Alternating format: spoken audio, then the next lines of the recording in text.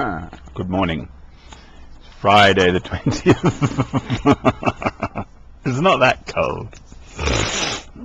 I'm on a beautiful spot. It's a beautiful starlit night, but it's just too jolly cold given I only have a 3-season sleeping place. I'm up. It's about 2 in the morning here in England, Cumbria.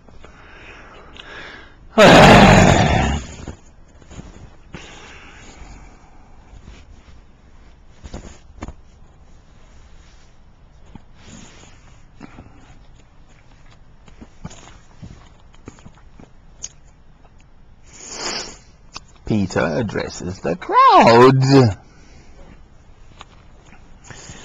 Then Peter stood up with the 11, raised his voice and addressed the crowd. Fellow Jews and all of you who live in Jerusalem, let me explain this to you. Listen carefully to what I say. These men are not drunk, as you suppose. It's only 9 in the morning. No, this is what was spoken by the prophet Joel. In the last days, God says, I will pour out my spirit on all people. Your sons and daughters will prophesy. Your young men will see visions. Your old men will dream dreams. Even on my servants, both men and women, I will pour out my spirit in those days, and they will prophesy. I will show wonders in the heaven above, and signs on the earth below, blood and fire and billows of smoke. The sun will be turned to darkness, and the moon to blood, before the coming of the great and glorious day of the Lord. And everyone who calls on the name of the Lord will be saved. Amen.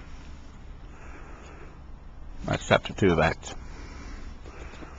Well, this is the end times thing in which we are living.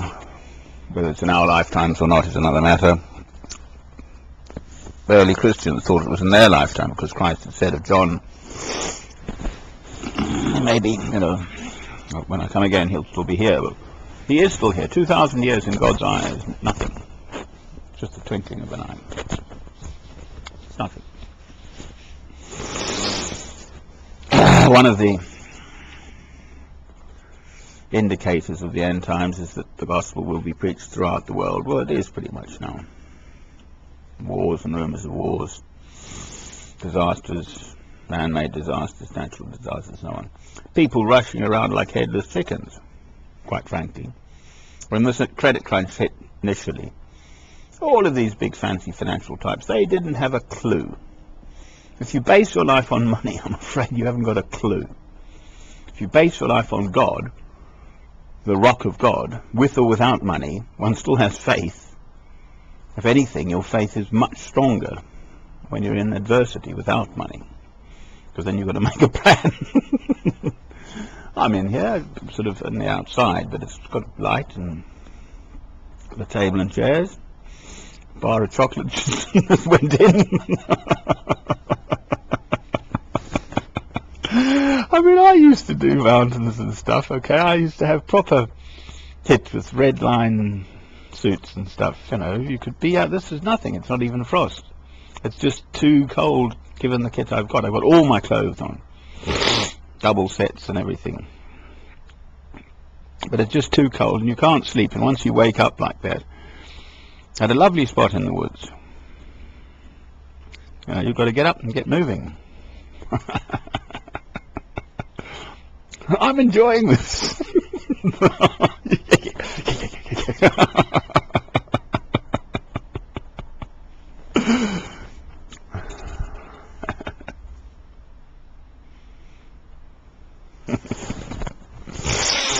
I love you, my Lord, with all my heart and all my soul and all my mind and all my strength. I love you, my Lord.